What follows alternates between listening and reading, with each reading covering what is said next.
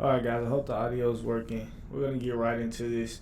So a lot of traders, a lot of investors on YouTube, tell you about a lot of extra additives. Today I want to keep it simple, and we're only going to use market structure to find moves in the market. Okay? In this video, I will go in depth somewhat, but there's so much information out there, even on my channel. If you can watch the videos that's already on my channel, I'm almost positive you'll have a better understanding on how to move forward in your trading journey. Okay, so like I was saying, a lot of people want to talk to you about indicators. I have moved away from indicators, and I have moved more so into what is the market structure doing, right? Letting the market tell me what's going on. Now, there has been like crazy buys happening in GJ, or let me correct my terminology. There has been a lot of positive bullish momentum in GJ. So a lot of people probably weren't looking for GJ to be very bearish. Okay, so we'll get into that. We'll get into why I decided to take bearish setups. But there are two things that I want to talk about before I really get this video started, and that is, this was my third trade of the year. Okay, it's the end of the month. This is my third trade of the year. The first two I got stopped out actually, and when I got stopped out, I thought about how I was at an earlier point in my trading journey where I would have, resorted to a place where I tried to just change my entire approach, right? After being just stopped out twice. Okay, yeah, I know, right? You might say, what? If you're a more experienced trader watching this video, you might be like, what? Really? Just stopped out twice, right? But that brought a thought to mind that I wanted to share with you guys, and that's trusting your trade, having confidence in your setup. All right, when you have confidence in your setup and you know what you're looking for, stick with that. Now, if market structure, is going against that to the T, pay attention. Okay, but if you're still seeing signs that market structure may favor your bias, continue with your bias. Have confidence in what you're looking at. Have confidence in the patterns and the candles and everything that you're looking at when it comes to looking at the market. Okay, that's the first thing. The second thing is, like, in this trading industry, in this game, I'm learning. I told y'all I'm constantly learning. I also learned you have to be refreshed in this industry. It's important to take time away from the charts. It's important to just practice sometimes, like to just call setups over and over and over and not gain any money from them. Just doing it just to practice, just doing it to build that confidence. Okay, because when you lose money early in your journey, it kind of messes with your confidence. I want to say that happened to me because I lost at one point a tremendous amount of money in this game, right? But I had to learn to stay consistent, stay confident. All of these invaluables that I'm sharing with you guys, it'll help you become a great trader. And if you're a beginning trader, again, I know I haven't put out a lot of content where I could just dive super deep into how to day trade, but I'm telling you, the content that I've put up, I think it's enough for you to, be successful. So, without further ado, let's get into this. So let me take my email and stuff off of there. All right, let's get into this. So I'm gonna take my face off the camera. I know you guys are not here for me, right? You're here for the sauce. So I told you guys I got stopped out in this particular move that I was trying to catch the first two times. I finally caught the move and stayed true to my bias. I posted this move on my TradingView. You can find me on TradingView at JK Ideas. So let's get right into it. Like I said, without wasting any time, I really don't like long videos at all. So initially, right?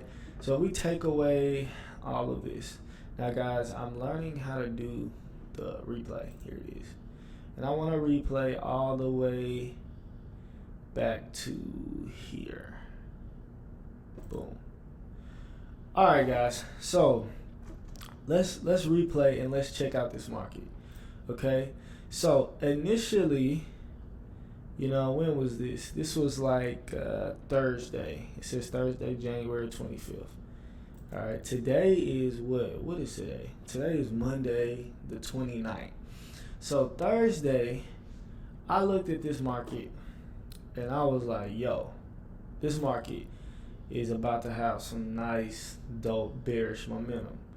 Now, why do you say that, Jared? You guys are like, why are you saying that, bro? Let's go to the 4 hour, okay? Let's go to the 4 hour. Now, I have a black line here.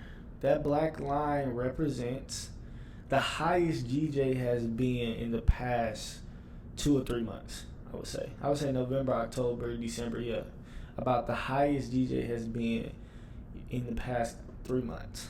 Okay, so in my mind, GJ is exhausted after this long run.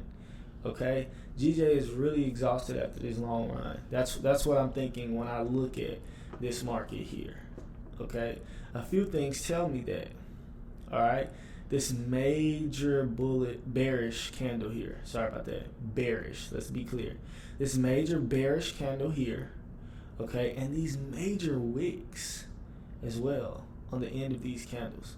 So GJ is kind of like, man, I'm getting tired. All right, now it's just finding, where can we capitalize off of GJ, in this exhaustion. So automatically, when I saw the break of this major QP level, the 188 level, I instantly went into like that mindset, and I was like, all right, retest and push here. That's what I'm looking for. All right, I don't know what happened, what went on, but I said, hey, this is where my desired entry is. I put my little tool here to show how cool, where my stop loss is going to be, where my take profit is going to be, and some kind of way I did not get in there. I fell asleep that night or whatever the case may have been. And so let's look and see what happened. Okay, let's stop here. So GJ came, and I want to delete this little thing because it keeps getting in my way. I want to show you guys details here. And we're on the 4 hour, okay? We're on the 4 hour. So let's go to the 1 hour so you can see, see this kind of in depth in what I'm trying to say here. So when I saw this market, it looked like this, like I showed you guys before. And I was like, oh man, when it gets closer to that QP level, I'm going to enter for a sale. Fell asleep, end up missing this play. Okay, boom. What happened here? We got a small break on the 1 hour. Nothing too crazy, right? We still ended with a push down. But look at market structure. Market structure did nothing but reject that 188 level. Okay? It rejected that 188 level. It came up to where I wanted to get in, and then it pushed down. Okay, it pushed down. Let's keep watching. Boom. This is when I was like, yeah. I woke up in the morning and I was like, dang it, right? Because essentially this is that move I wanted to catch, right? All the way, I would say I would have got out about here, But, this is an easy, right, 50, 60 pips that you can catch if you're paying attention. All right, don't be like me. Don't go to sleep, guys. Stay up. But, okay, boom, let's keep watching here. All right, market structure just dumped from that line. So instantly when I saw this retest here, I was like, oh, all right, well, this is the beginning of something great. Market structure came down. This is a retest. So I put my first entry here. All right. Guys, my bias tells me not to do this. Sometimes it's a good thing. Sometimes it's not so much a great thing. Trading in the middle of zones like this is not always the best thing to do. Again, I woke up. I was kind of frustrated about missing that initial move. So I was like, all right, let me get in. I'm not going to miss this next push down. Well, guys, market structure did not have the same mindset as me, I would say, because I got excuse me, I got stopped out. All right, I got stopped out here, and I was like, gosh, doggy. Okay, let's keep watching what market structure is doing. Okay, so I'm thinking, oh man, all right, let me get in on the next retest. I want to say I got in here. What is this? 188.7? Yeah, 187. I'm sorry, 187.704. Okay, I got in here. I saw green, and I was just like, oh yeah, we're doing good. This retest, right? This pullback happened, and when this pullback happened, I got stopped out. Because you guys know, as I mature in my trading journey, I do not have very wide stop losses. I do anywhere from 10 to 25 pips. That's as much pips as I want to lose. And I'm only doing 25 when I'm shooting for, a large amount of pips, right? 200, 300 pips. I'll do a 25, but mostly 10 to 15 pips, right? So guys, I got stopped out again. Once I got stopped out again, I was just kind of like, man, I'm gonna let GJ do what GJ is doing, because the London session is where I saw the validity to push down coming. Okay, so this London session is where I was thinking, it was gonna be its most volatile. As we all know, London session can get super volatile. So I saw that push down happening in the London session. When I got this candle, I was like, oh no, no, I'm out. All right, and I had forgot to put my QP levels up, so I was just kind of trading blind at one point. QP levels allow me to stay within market structure and trade market structure. Okay, so when I put my QP levels up, I was like, oh man, we broke that 188. And then market structure just went. I was like, whoa, wow, like market structure got up here. Okay, now watch how market structure respects this QP here. This is the 188. This is about the 250, 260 area. Watch how market structure starts to respect that QP. And I'll show you where I gain confidence in my bias. Okay, guys? This is where I gain confidence in my bias. When we got this rejection, okay? We got this rejection off of this QP, okay? And then here we have rejection with a push down. Now watch what this candle does. Okay? Boom, breaks, boom, dumps. Okay? All right? So I saw that rejection, and I was like, ooh, I really think this market is going to sell. All right? This was a major push, a major attempt to go to that next QP, but market structure failed.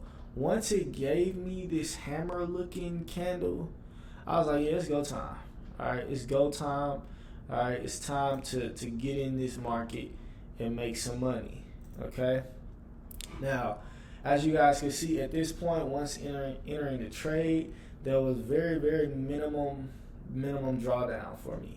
Okay, again, my entry level was about the 187 188 250-ish area. Let's see, what is that? 188 250-ish area. Yeah. So it came up here, right? I wasn't even looking at market structure up here, I want to say. Yeah. So we came up here, we touched that 188 500. I was like, yeah, market structure. Yeah, if market structure was gonna break that, we probably would have seen a better clean retest of this QP level, right? Or at least a break and then a retest. Once I saw this indecisiveness and the green candle start to get smaller, that's when I knew, this is a classic setup. Okay, we have indecisiveness, very small bullish movement, momentum. The bearish candles are getting bigger here. Okay, we got that hammer candle on my 188 250 level, and so now that's when we saw the major push. Okay, and guys, we are currently we hit TP1, and now I'm just looking. We'll watch this play all the way out. Now I'm just sitting here looking for my next re-entry level, but I wanted to show you guys that playback because I got stopped out, and just when it looked like market was gonna head the other way, we have to be confident in what it looks like the market is gonna do. Because on a bigger time frame, guys, my market structure was making lower highs.